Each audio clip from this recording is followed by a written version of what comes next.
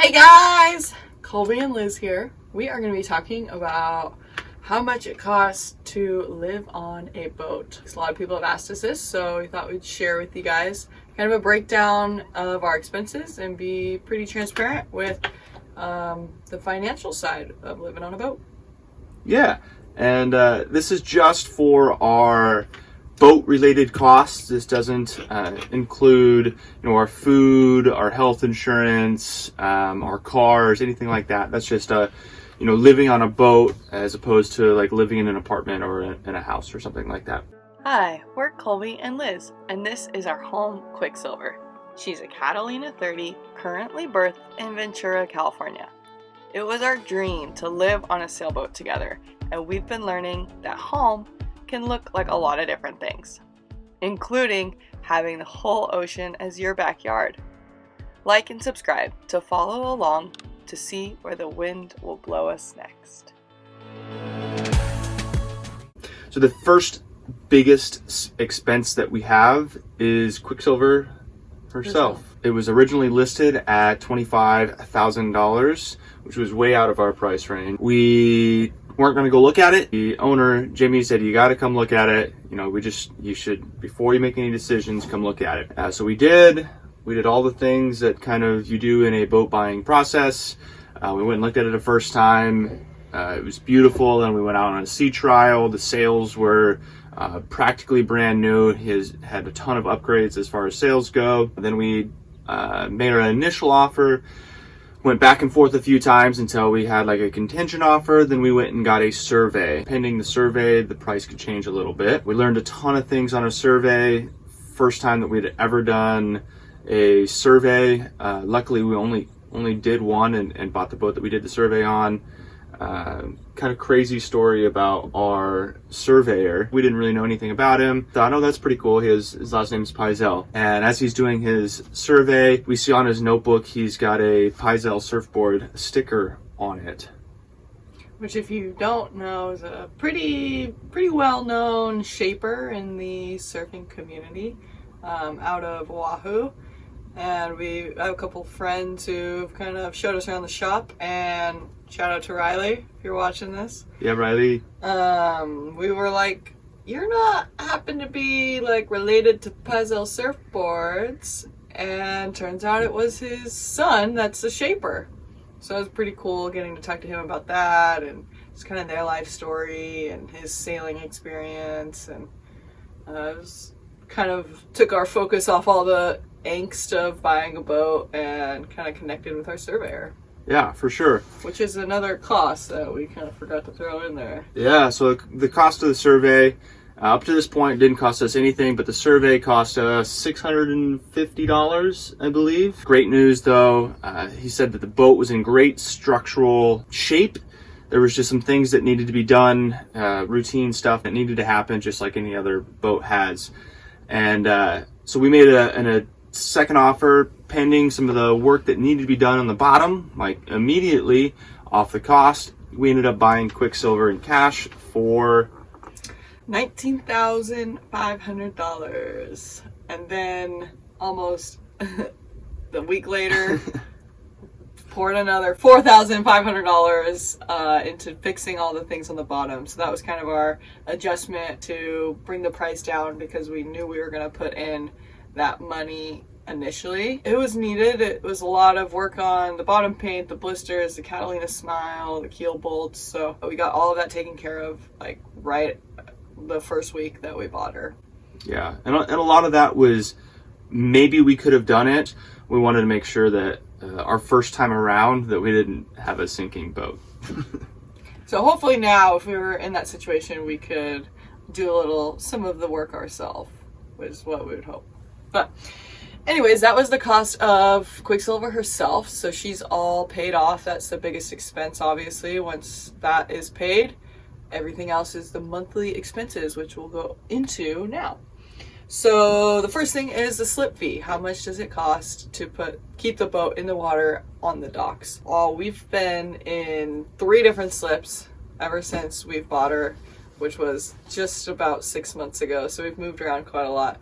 and we are hoping to stay where we are now. It's beautiful and amazing and right across the street from the beach. But our first slip was only $315.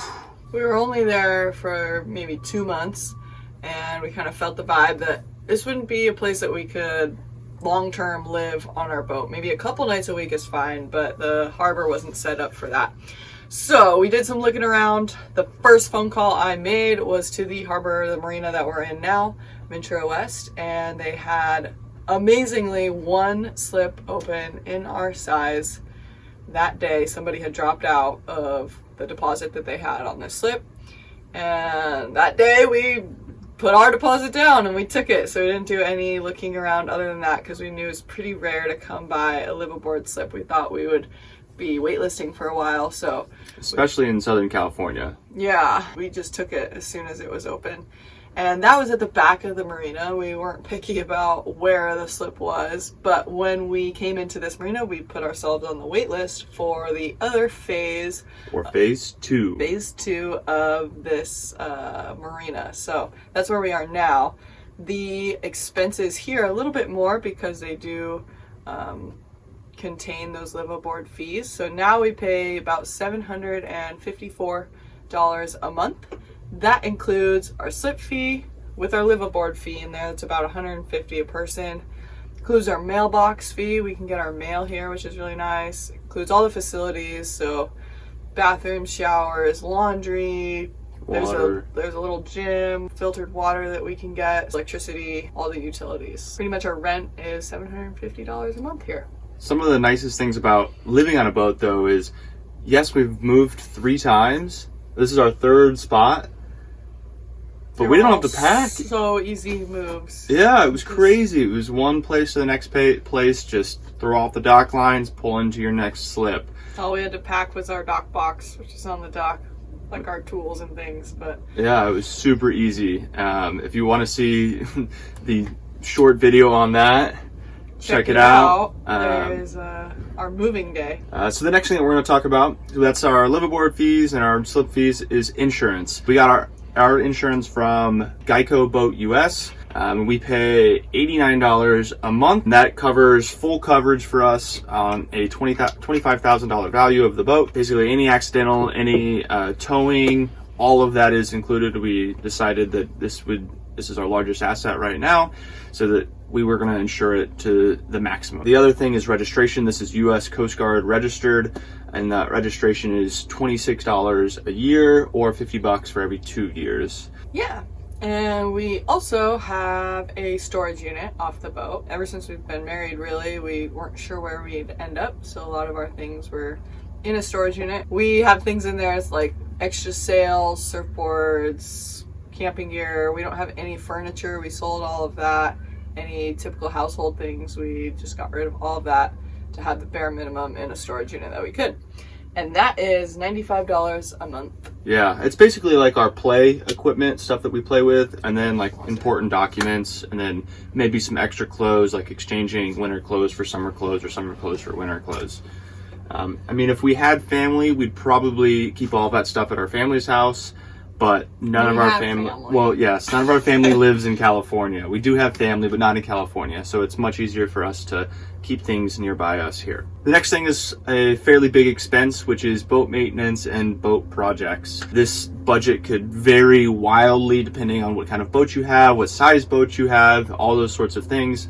But we have budgeted $400 a month to do boat repairs and boat fixes and boat upgrades. And that includes anything from like new hatches, new windows, new seals, electrical stuff, kitchen stuff, like when we were upgrading this table, when we were doing the teak wood, redoing the teak on the outside of the boat. It includes all of that stuff. We kind of give ourselves a $700 or $400 a month budget. That can. That's what we did last month. Yes. We looked over our budget this morning for the previous month, saw that we went over our $400 a little bit because it's been this stay-at-home time. We've had a lot of time and a lot of projects. Oh, boat projects. So we've been stocking up on that. So I said this month, let's try to like really chill that out and balance out our budget. But it seems like a lot for us. I think some other people spend probably way more than that every month just fixing their boat up. If you've been following along with the math that we've been doing, our grand total of monthly expenses, so after we've paid for the boat, can be anywhere from $936 to $1,336. And that spending room is depending on how much we spend on boat projects and repairs. So yeah, that's about $1,000 less than we were spending living in an apartment. We had $1,800 rent about 10 miles south of here. We were living in an apartment right across the street from the beach. About $1,800 for rent and $200 for utilities and whatnot. Very cheap for where we were at. Some other things that we don't really pay for anymore is Wi-Fi. We use our phone hotspots for Wi-Fi. The luxuries of having a home are kind of gone. You know, our space is a little bit less than 200 square feet on this boat. You sacrifice some of the luxuries that you get. We like it. So many of our friends are like, I could never afford living in California. It's way too expensive.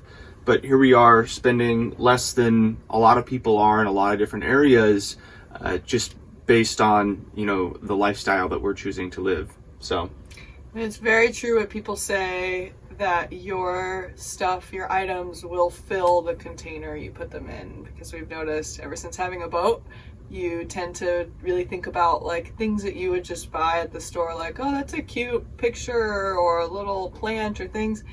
And when you're living on a boat, you kind of ask yourself before you buy it, like, where am I going to put this? Is it going to add value to our space, or is it just going to add clutter and add more of a hassle? So it's kept down expenses on like willy-nilly spending, but also kind of shown us what we really need, what we really value. And there's a lot of things that just feel really good to get rid of. Absolutely. Thanks for watching. Yeah, if you liked this video, put that thumbs up right underneath. Click that thumbs up. It really helps us out in getting our YouTube videos out there to share with more people. Subscribe to our channel. Yes. Leave some comments. We'd love to hear from you. We appreciate all the support as new YouTubers here to the YouTube family. And if you guys want to see the video of our boat tour too, you can click that link as well. Liz will attach it there. Have a great day and stay safe. Can you hear me? Can you hear me? Stay safe out there.